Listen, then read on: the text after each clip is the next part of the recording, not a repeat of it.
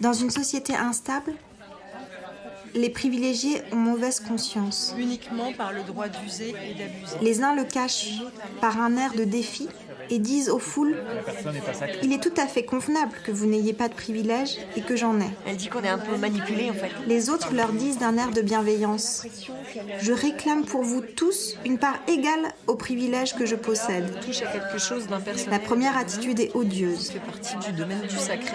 La seconde manque de bon sens. Les parleuses. Parce qu'il est dur ou chiffonnier, c'est pas parce qu'il a des bonnes pensées ou des mauvaises pensées. C'est-à-dire qu'on aurait tendance à laisser le malheureux de côté. Oui, donc elle dit que aussi seul le bien surnaturel peut apaiser les gens. Littérature, etc. présente Les Parleuses. Séance de bouche à oreille pour propagation du matrimoine littéraire. Et là, on touche à quelque chose d'impersonnel et d'anonyme qui fait partie du domaine du sacré. Bonjour, nous sommes le 1er février 2020. C'est la première édition du Festival Dire que l'association Littérature, etc. coprogramme avec La Rose des Vents, dirigée par Marie Didier. C'est la 7e séance des Parleuses, séance qui ont pour objet de propager le matrimoine littéraire et d'en finir avec une histoire de la littérature qui minorise les autrices, ce qui nuit à la littérature elle-même.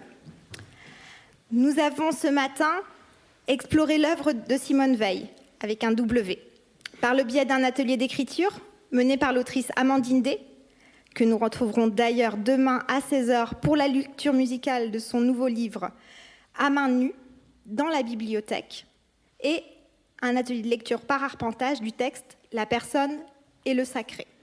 Tout ça a eu lieu à la médiathèque. Maintenant, nous sommes au théâtre et nous avons le plaisir d'accueillir l'autrice Lydie Salvert. Lydie Salvert a écrit une vingtaine de livres traduits dans de nombreux pays, parmi lesquels Pas pleurer, Portrait de l'écrivain en animal domestique, La vie commune, ou encore Dipassa, un très beau texte dont le titre semble faire un écho malin au titre du festival que nous inaugurons.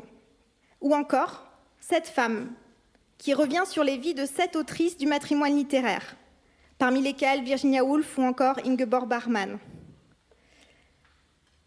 Après cette brève introduction, je vous laisse en compagnie de Lydie Salvert pour redécouvrir celle qui aurait pu, je crois, même si la liste est infinie, être la 8e folle d'écrire de ce recueil, l'autrice Simone Veil.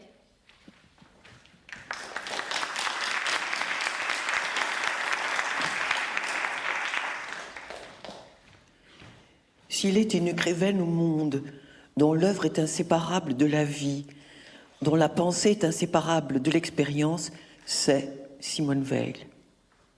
Pour elle, aucune théorie, aucune réflexion ne vaut qui ne soit enracinée dans le vivre. S'il y avait une seule chose à retenir de Simone Veil, c'est cette inséparation. Je vais donc croiser, pour vous la présenter, sa vie avec son œuvre. Elle naît en 1909 dans une famille juive agnostique. Elle fait Cagne. Elle est admise à l'école normale supérieure où elle aura le philosophe Alain comme professeur. Elle obtiendra son agrégation haut la main. Elle sera nommée en 1932 professeure au Puy-en-Velay. Et dès qu'elle arrive, elle entre en contact avec les syndicats ouvriers de Puy-en-Velay et elle manifeste, elle épouse les mouvements de grève des mineurs contre le chômage et contre la baisse des salaires. C'est le premier scandale de Simone Veil, une femme de surcroît agrégée, qui donne de surcroît une partie de son salaire à la Caisse de solidarité des ouvriers, qui défile dans les rues avec les mineurs, ça fait très mauvais genre. Le recteur s'anaffole, veut muter la rebelle, mais une pétition des parents d'élèves obtiendront son maintien. Elle commence à écrire dans des bulletins destinés au personnel des usines pour ceux, dit-elle, qui sont privés de savoir, de parole et de visibilité. Elle écrit parce qu'elle croit, à l'instar de Deleuze, que l'écrivain est responsable devant ceux pour qui il écrit, quand bien même il ne le lirait jamais. Le plus souvent, elle écrit dans l'urgence du moment, des écrits politiques, des écrits sans fioriture, sans lyrisme, sans le moindre effet poétique. Je crois que je n'ai rien lu d'aussi sobre dans la littérature française. Écrire joli, écrire avec des images jolies sur la condition ouvrière est non seulement pour elle un contresens, mais une obscénité. Elle est l'une des rares à gauche dans les années 30 à oser critiquer frontalement l'Union soviétique, à qui elle reproche un certain nombre de choses dont nous parlerons peut-être en fin d'exposé. Au cours de l'été 32, elle part quelques semaines en Allemagne avec cette idée toujours têtue en elle de comprendre sur le terrain les raisons de la montée du nazisme. Et à son retour, elle commente cette ascension de Hitler dans plusieurs articles, dont certains vont paraître dans la revue Révolution prolétarienne, qui est une revue de combat qui groupe des syndicalistes, des anards et d'anciens communistes qui refusent violemment la subordination au Parti communiste stalinien. Elle y constate que le Parti communiste est haineux de la social-démocratie qu'il considère comme son ennemi principal et refuse en conséquence d'augmenter ses forces en se combinant à elle, alors qu'il est en revanche, dit-elle, plein d'indulgence et même de sympathie à l'égard des hitlériens. Elle reproche aussi au PC de travailler à perfectionner l'appareil d'État plutôt que de le briser, l'appareil d'État étant composé d'une bureaucratie, d'une police et d'une armée dont les intérêts n'ont strictement rien à voir avec ceux du prolétariat qu'il est censé défendre. En 1933, elle revient sur la situation allemande et sur la situation du PC qui continue, dit-elle, de manœuvrer pour éviter un front unique avec les autres partis de gauche tout en faisant semblant de le désirer. Et elle écrit, par sa politique insensée, le PC a livré le prolétariat allemand au nazisme. Je ne sais pas si vous mesurez la gravité de la dénonciation. En septembre 1934, elle obtient un congé d'une année en prétextant des études personnelles et abandonne provisoirement son métier de professeur. Elle a décidé d'endosser dans toute sa dureté la condition ouvrière, car elle pense, je l'ai déjà dit, mais j'insiste, car c'est chez elle un point capital, elle pense qu'on ne peut découvrir la vérité que si l'on s'expose. Et s'exposer ne signifie pas jouer à l'ouvrière ou faire du tourisme ouvrier. S'exposer ne signifie pas réfléchir sur la condition prolétaire depuis le doux confort d'un bureau. S'exposer signifie vivre cette condition ouvrière et l'éprouver dans son âme et son corps. S'exposer signifie se mettre en quelque sorte à l'épreuve du réel. Et rien ne lui répugne plus que la vision déréalisée et purement abstraite des intellectuels. Rien ne lui répugne plus que les déclarations d'estrade qui ne sont, dit-elle, que pure incantation. Rien ne lui répugne plus que le narcissisme de ceux qui écrivent confortablement sur le malheur des autres et qui, durant les guerres, se blottissent à l'arrière. Rien ne lui répugne plus que les postures des politiques, notamment celles des dirigeants bolcheviques qui prétendent créer une classe ouvrière libre, alors, écrit-elle, qu'aucun n'a sans doute mis le pied dans une usine et n'a pas la plus faible idée des conditions réelles qui déterminent la servitude ou la liberté des ouvriers. Simone Veil part en guerre contre tous les idéaux désincarnés, contre tous les simulacres et toutes les mystifications dont les hommes se contentent. Elle veut se tenir, corps et esprit, face à l'état réel des choses, face aux faits les plus bruts et les plus irréductibles à toute rationalisation. Elle veut se tenir face à la vie qui n'est ni une idée, ni une affaire de théorie, et transformer cette expérience en connaissance. En décembre 1933, elle s'engage donc comme ouvrière sur presse chez Alstom, dans le 15e arrondissement de Paris. Puis, elle travaille à la chaîne dans une usine de Boulogne-Billancourt. Et au mois d'août 1935, elle va travailler comme fraiseuse chez Renault. Elle connaît la fatigue extrême, l'usure du corps, les rébuffats des contremaîtres, le rythme forcené des cadences, le sentiment, en fin de journée, d'être vidée, brisée, abîmée, mutilée, détruite. Elle constate que la condition ouvrière écrase l'être, écrase la pensée, écrase le corps.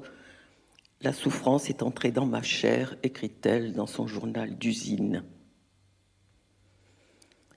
Mais c'est grâce à cette expérience en usine qu'elle écrira plus tard L'Enracinement, qui est à mes yeux son œuvre majeure, celle qui a eu et qui a encore un grand retentissement, et celle qui résonne incroyablement, je trouve, avec les préoccupations de notre présent. La première partie de l'enracinement est consacrée au déracinement. Qu'est-ce qu'être déraciné ?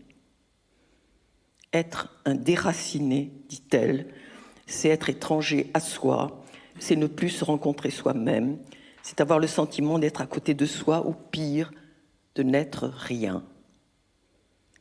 Être déraciné, c'est être dérangé au lieu que l'on habite.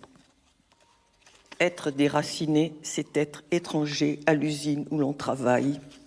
Être déraciné, c'est être étranger à la culture dans laquelle on vit.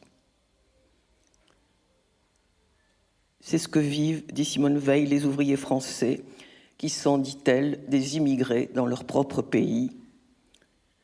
Quoique demeurés sur place géographiquement, c'est ce qu'elle écrit, ils ont été moralement déracinés, exilés et admis de nouveau comme par tolérance à titre de chair de travail. Être chez soi, dit Barbara Cassin dans son essai La nostalgie, être chez soi, c'est être là où l'on est accueilli. Or, les ouvriers français ne sont accueillis ni dans les usines où ils travaillent, ni dans les logements qu'ils occupent, ni dans les partis et syndicats prétendument faits pour eux, ni dans les lieux de plaisir, ni dans la culture intellectuelle, pour autant qu'ils essaient de se l'approprier. Il faut imaginer, dit-elle, la violence que constitue le passage pour un adolescent de l'école où son existence était reconnue, où il avait un nom et une place, où l'on cherchait à développer son savoir, son passage à l'usine, où il devient du jour au lendemain un supplément à la machine à laquelle il doit obéir, avec ce sentiment de ne plus exister qu'aucun intellectuel, aucun bourgeois au monde ne connaîtra jamais, je la cite. Selon elle, les revendications des ouvriers expriment toutes, ou presque, la souffrance de ces déracinements. S'ils veulent le contrôle de l'embauche et la nationalisation, c'est qu'ils sont obsédés par la peur du déracinement total que constitue le chômage. S'ils veulent abolir la propriété privée, c'est qu'ils en ont assez d'être admis sur des lieux de travail comme des immigrés qu'on laisse entrer par grâce. Elle insiste aussi sur le déracinement culturel de ces ouvriers. Être déraciné culturellement, de ne pas se sentir chez soi dans la pensée, dans le savoir et dans la culture de son pays, laquelle a été privatisée par les classes dominantes. Une culture qui s'est développée, je la cite, dans un milieu restreint, séparé du monde, dans une atmosphère confinée, dénuée de contact et d'ouverture avec le monde. Car il y a plusieurs obstacles qui rendent difficile, sinon impossible, l'accès à cette culture des élites. Le manque de temps et de force, ce qu'elle appelle l'esclavage. La pensée est par essence libre et souveraine quand elle s'exerce réellement.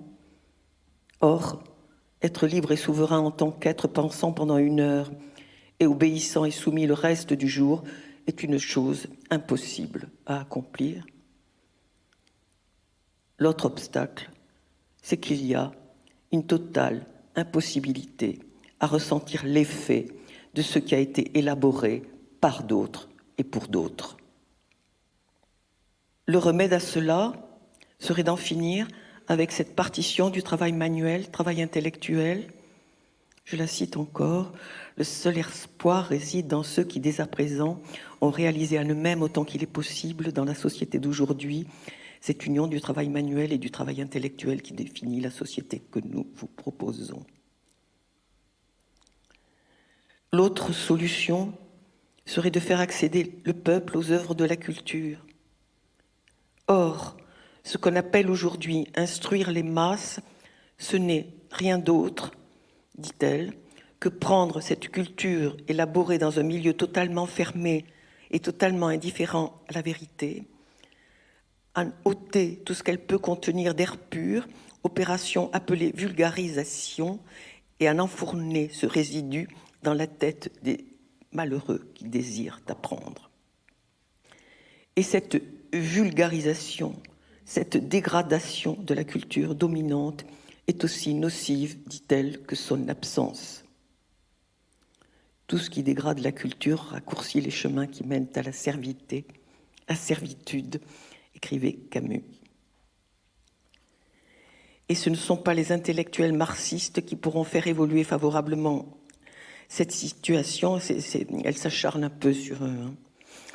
Le mélange d'idées confuses et plus ou moins fausses, connu sous le nom de marxisme, mélange auquel, depuis mars, il n'y a guère eu que des intellectuels bourgeois médiocres qui aient eu part, est aussi, pour les ouvriers, un apport complètement étranger, inassimilable et dénué de toute valeur nutritive, car on l'a vidé de presque toute la vérité contenue dans les écrits de Marx. On y ajoute parfois une vulgarisation scientifique de qualité encore plus inférieure. Le tout ne peut porter que le déracinement à son comble. Il s'agira donc non pas de prendre les vérités contenues dans la culture des élites pour les dégrader, les mutiler, les vider de leur saveur, mais simplement les exprimer dans un langage qui, selon le mot de Pascal, les rendrait sensibles au cœur. Il s'agit, en quelque sorte, dit-elle, de les transposer. Et elle ajoute ceci qui me paraît essentiel, la recherche de ces modes de transposition pour transmettre la culture dominante au peuple serait encore plus salutaire pour cette culture elle-même que pour le peuple. Elle sortirait enfin de l'atmosphère irrespirablement confinée où elle est enfermée. Je la cite encore. Et sur ce point, elle rejoint Hannah Arendt, qui, dans Qu'est-ce que le politique, dit ceci, qui m'a toujours considérablement impressionnée, que je n'oublie jamais. Elle dit « Il y a le désert-monde, c'est-à-dire le monde où vivent sans vivre des hommes, des femmes, sans accès à la culture, sans pouvoir sur leur destin. Et il y a des oasis comme celui-ci aujourd'hui, avec des gens qui s'écoutent, qui se parlent, qui s'interrogent, qui échangent. Mais elle dit ceci, si les gens de l'oasis ne vont pas dans le désert-monde, bien sûr, restera le désert-monde, mais l'oasis s'ensablera pour disparaître. Et pour Simone Weil, le peuple est évidemment à même d'aimer et de s'approprier les arts en général et la littérature en particulier, car c'est le peuple, dit-elle, qui a l'expérience la plus réelle et la plus directe de la condition humaine, qui est l'objet même de la littérature, et elle donne 2 exemples. Un ouvrier qui a l'angoisse du chômage enfoncé jusqu'à la moelle des os comprend mieux que quiconque l'état de Philoctète quand on lui enlève son arc et le désespoir avec lequel il regarde ses mains impuissantes. Un chômeur comprend mieux que quiconque qu'Électre est fin, ce qu'un bourgeois est totalement incapable de comprendre, je la cite. Et elle ajoute ceci qui m'a fait sourire, parce qu'on sourit très peu en lisant Simone Weil, vous vous en rendez compte. Dans l'ensemble, les œuvres de 2e ordre conviennent à l'élite, les œuvres de 1er ordre conviennent au peuple. Pour Simone Weil, le déracinement est de loin la plus dangereuse maladie des sociétés humaines, car elle a le don de se multiplier et de contaminer ses entours. Car les êtres déracinés n'ont en effet que deux comportements possibles. Ou bien ils tombent dans une inertie de l'âme presque équivalente à la mort, ou bien ils se jettent dans une activité tendant toujours à déraciner ceux qui ne le sont pas encore ou qui ne le sont qu'en partie, et souvent par les méthodes les plus violentes. Elle fait allusion, entre autres, aux ravages provoqués par la colonisation, où une poignée de déracinés ont déraciné des peuples et des civilisations entières. Elle dit qu'en France, à la fin des années 30, le déracinement de la condition prolétaire a réduit une partie des ouvriers à un état de stupeur inerte et jeté une autre partie dans le désir de guerre. Qui est déraciné, déracine. Qui est déraciné, déracine. Mais qui est enraciné ne déracine pas, car l'hypothèse qu'elle avance pour se sauver du déracinement, c'est de trouver un enracinement dans les îlots du passé demeurés vivants. Le passé a besoin de nous, écrivait Yankelevitch dans quelque part dans l'inachevé. Simone Veil dit « Nous avons besoin du passé, nous avons besoin d'y être enracinés, nous avons besoin de connaître l'histoire des luttes, nous avons besoin de connaître l'histoire de la Révolution, de la Commune, du Front populaire. » Marx l'a si bien compris qu'il a fait remonter cette tradition aux âges les plus lointains.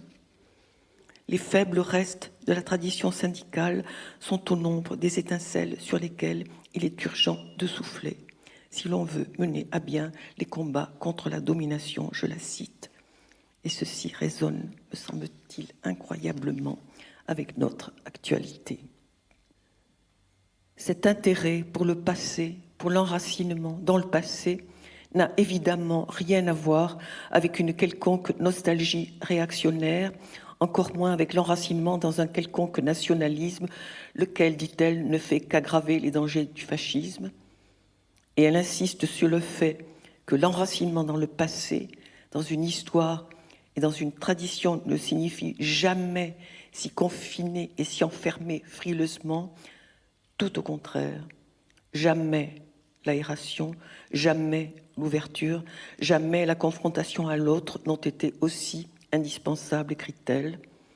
L'enracinement et la multiplication des contacts sont complémentaires.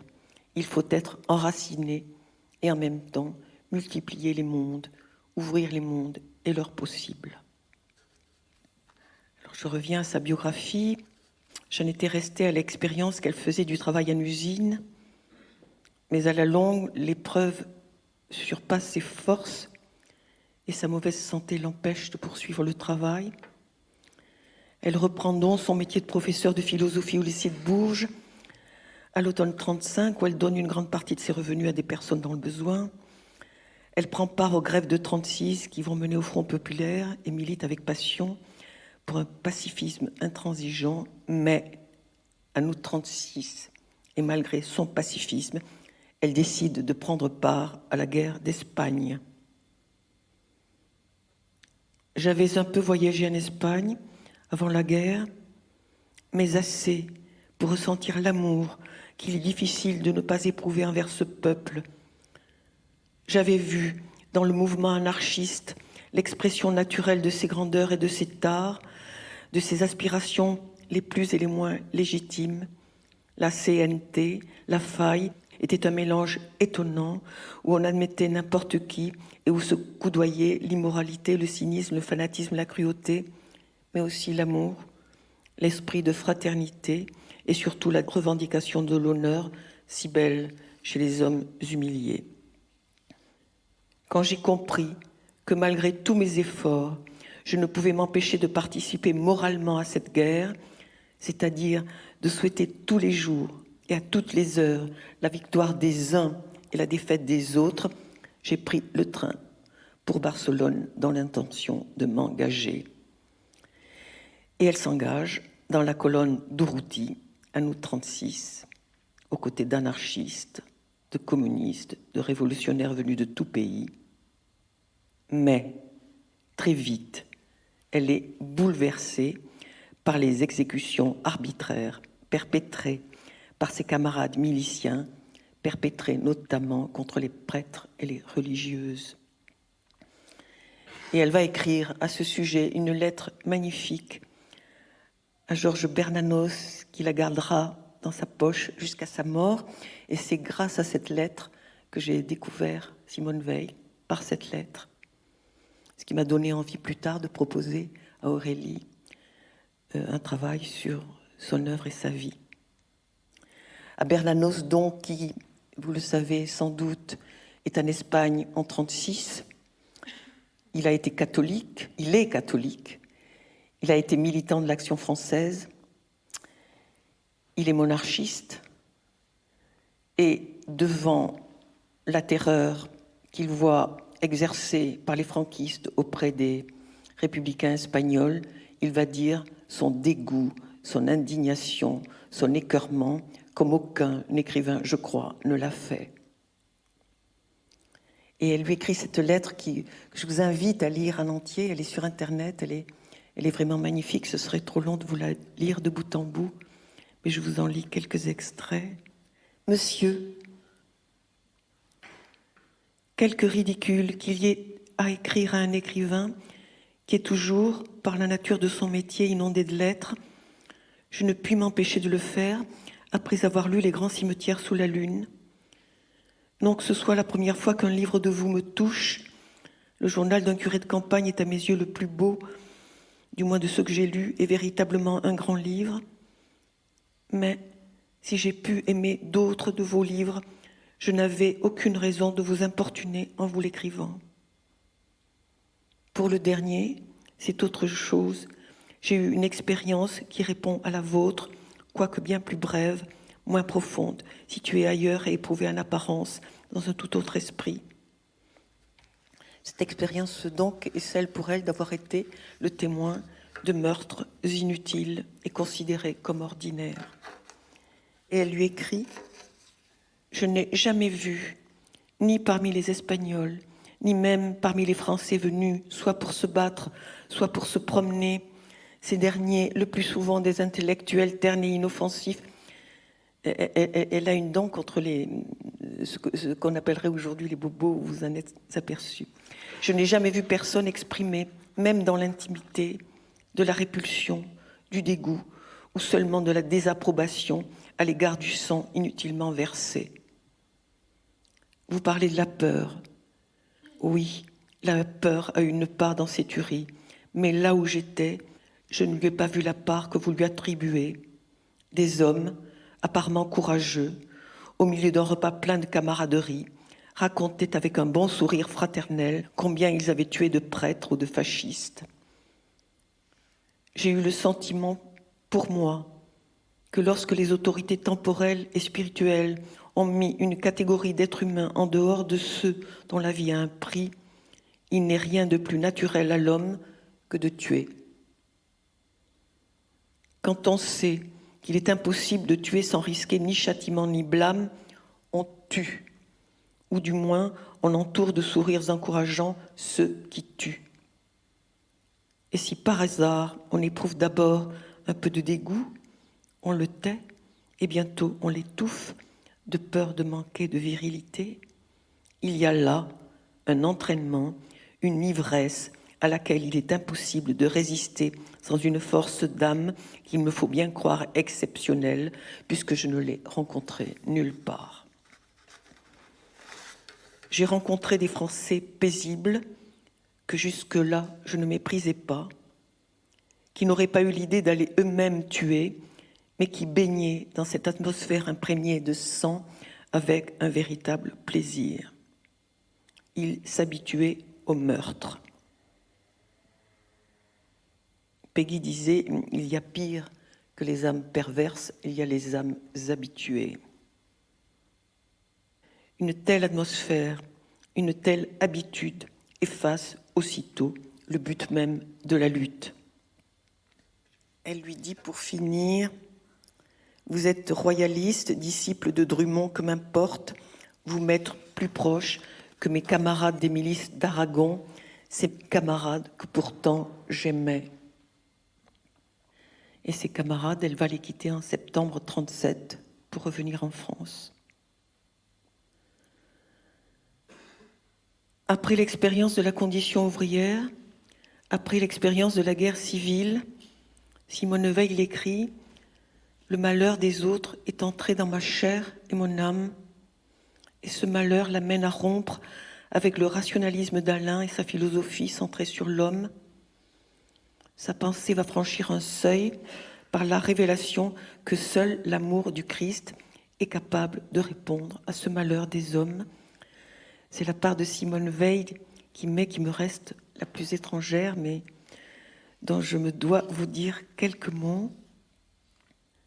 Alors, il y a une série d'événements qui vont être décisifs dans cette évolution. En septembre 1935, dans un petit port du Portugal, elle entend chanter des cantiques d'une tristesse déchirante et a soudain la certitude que le christianisme est par excellence la religion des opprimés et qu'elle ne peut qu'y adhérer. La deuxième expérience en 1937, elle est en Italie.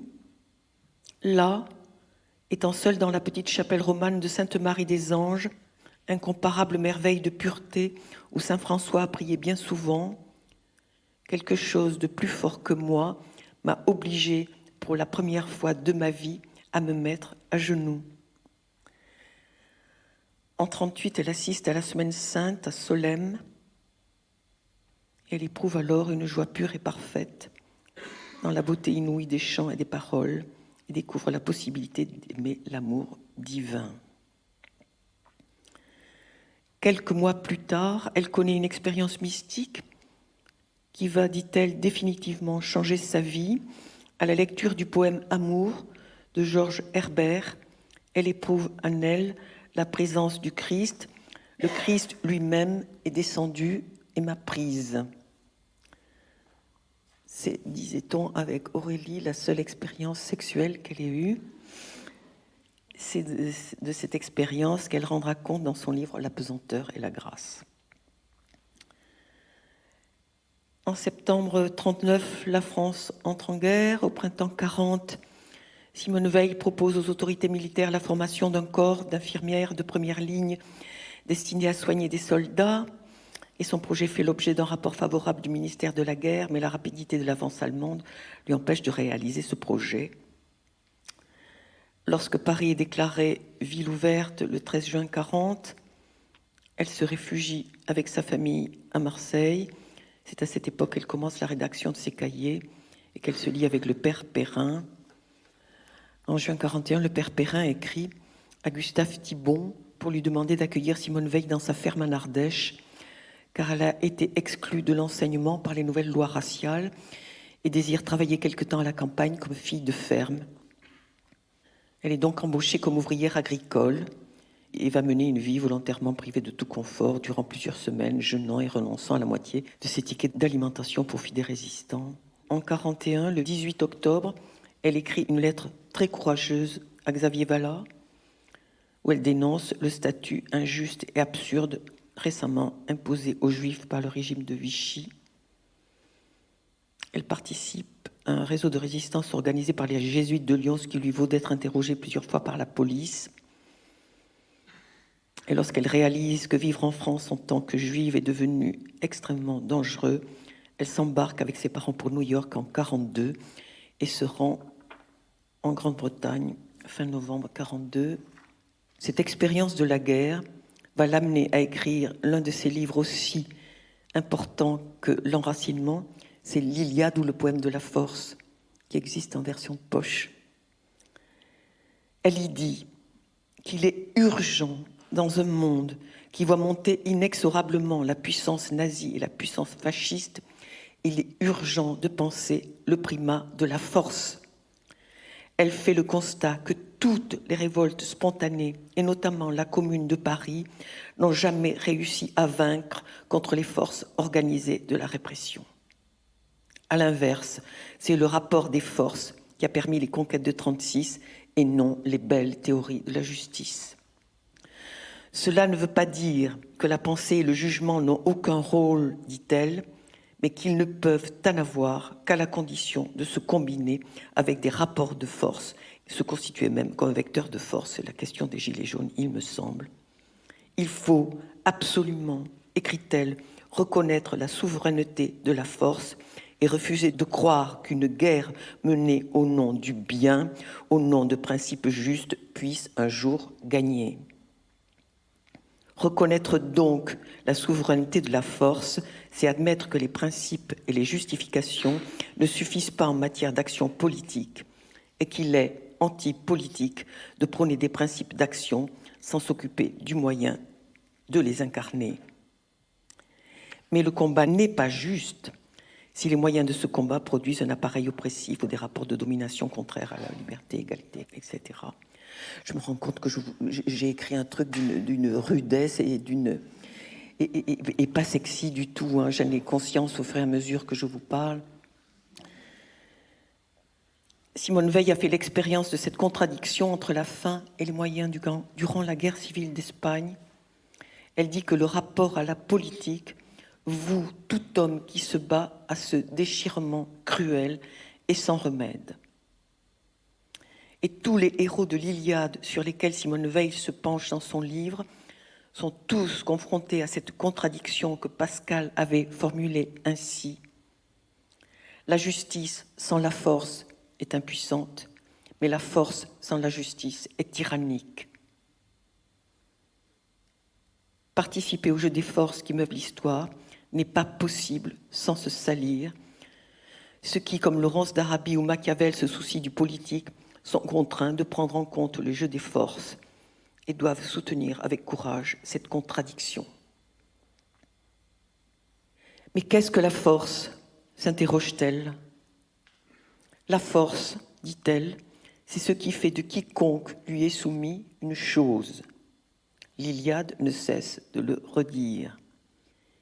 Et il y a les forces qui tuent, qui font de l'autre un mort, et d'autres moins visibles qui ne tuent pas encore, et qui font de l'autre un mort vivant, un être qui a perdu sa vie intérieure.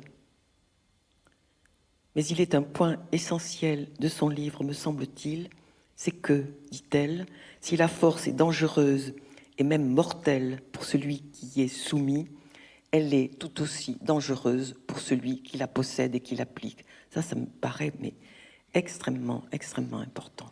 Car la force enivre quiconque la possède ou croit la posséder, car la force engendre l'arrogance et la mégalomanie, car la force fait naître le désir d'affirmer sa supériorité ou pire, le plaisir d'humilier pour humilier, car la force rend excessif et amène à agir excessivement.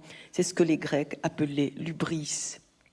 Achille, par exemple, égorge 12 adolescents troyens sur le bûcher de Patrocle, aussi naturellement que nous cueillons des fleurs. Il est dans l'hubris. Elle le répète donc, la force nuit autant aux vaincus qu'aux vainqueurs.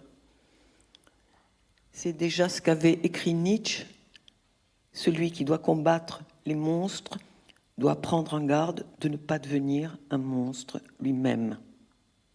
Ce qu'elle constate aussi, c'est qu'aucun personnage dans l'Iliade ne possède véritablement et pour toujours la force. Les hommes n'y sont pas séparés en vainqueurs et vaincus, ils peuvent à tout moment être l'un puis l'autre. Même Achille est montré dès le début du poème, pleurant d'humiliation et de douleur impuissante, car Agamemnon l'a humilié, mais quelques jours plus tard, c'est Agamemnon qui pleure à son tour et qui est forcé de s'abaisser. Le fort n'est jamais absolument et pour toujours le fort, ni le faible absolument et pour toujours le faible, mais l'un et l'autre l'ignorent.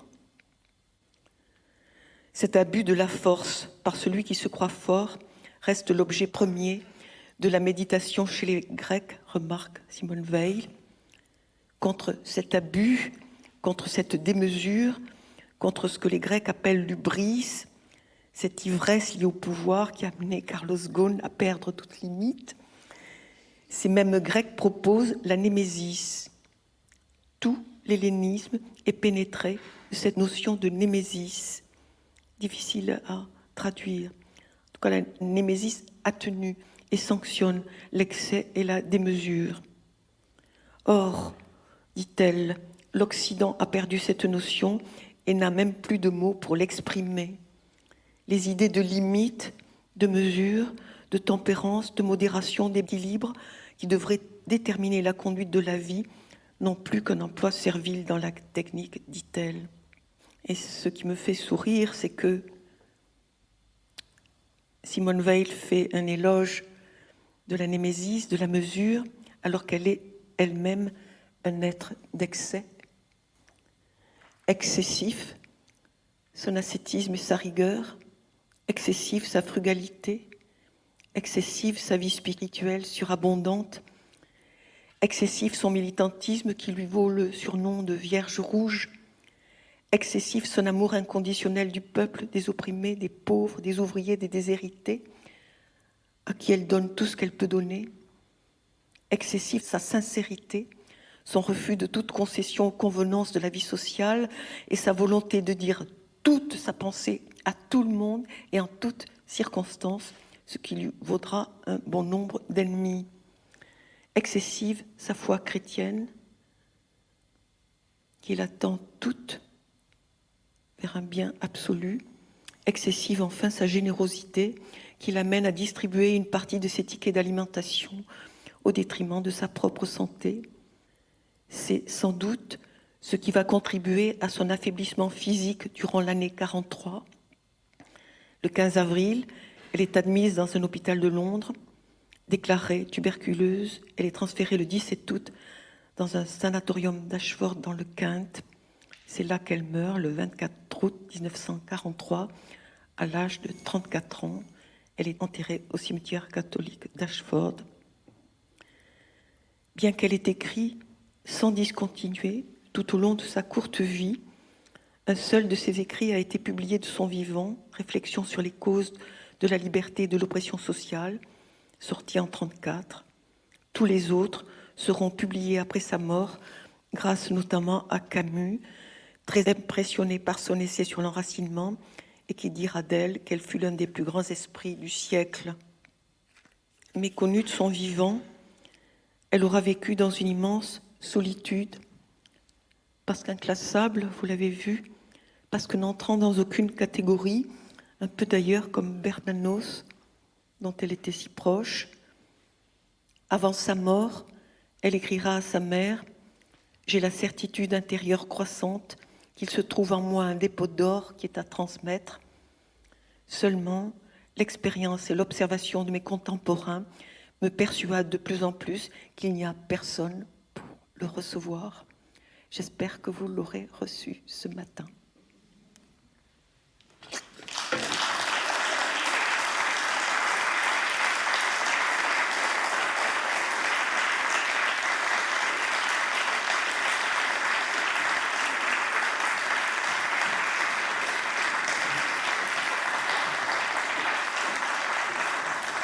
Bon, je reconnais que l'œuvre de Simone Weil est d'une austérité extraordinaire et j'espère que ça ne vous a pas refroidi, parce qu'il y a malgré tout chez elle des choses magnifiques. Mais c'est austère, c'est abrupt, c'est sans... Elle ne cherche jamais à séduire. Tout ce qui est joli, elle l'écarte. Tout ce qui est poétique, elle l'écarte. Au niveau du style, c'est la simplicité même. Moi qui aime tant les écrivains baroques, j'étais à dure épreuve avec elle. Mais je ne regrette pas d'avoir découvert cette espèce de radicalité, de ne parler que de ce que l'on a expérimenté dans sa chair et ses os. Mais s'il y a deux choses à lire, il me semble, c'est l'Odyssée ou le poème de la force et l'enracinement, parce que avec la question des gilets jaunes, moi j'avais l'impression que à chacune de ces phrases, ça résonnait de ce côté-là, le fait d'être déraciné, hors territoire, même si on dit qu'ils sont dans le territoire. Et ça me touchait évidemment beaucoup au moment où je l'ai lu, parce que je l'ai découverte pour vous, hein. Je ne la connaissais pas auparavant. Alors je me suis battue la coulpe parce que je trouvais que c'était pas un sujet sexy au fur et à mesure que j'avançais.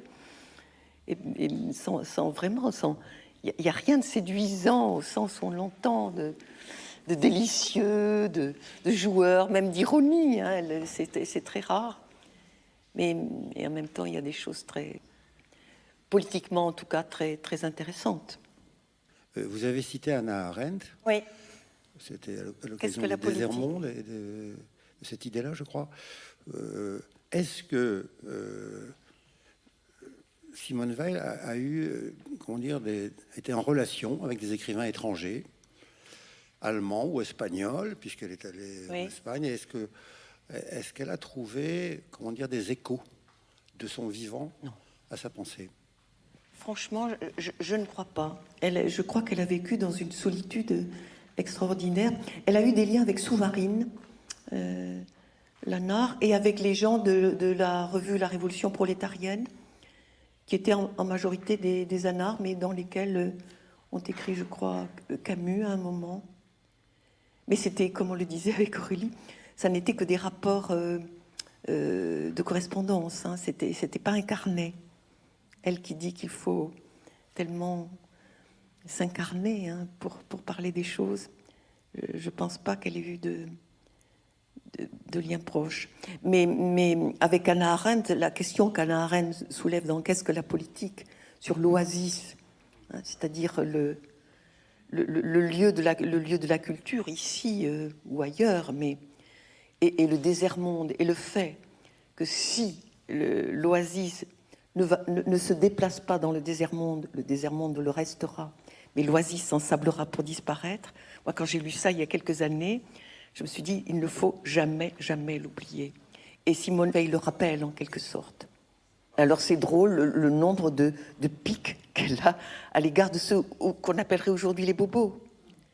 C'est-à-dire ceux qui ont de grandes phrases sur la dureté du travail, sur la pauvre condition du peuple, etc., et qui l'écrivent depuis leur bureau. Et ça, ça la rend cinglée.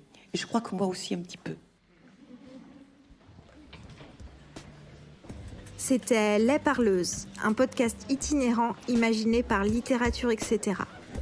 Marraine des Parleuses, Chloé Delhomme. Direction artistique, Aurélie Olivier. Administratrice de production, Sarah Elliott. Ingénieur son, Lucie Piou. Et merci spéciaux à Pascaline Mangin, Anna Rizzello et François Annick.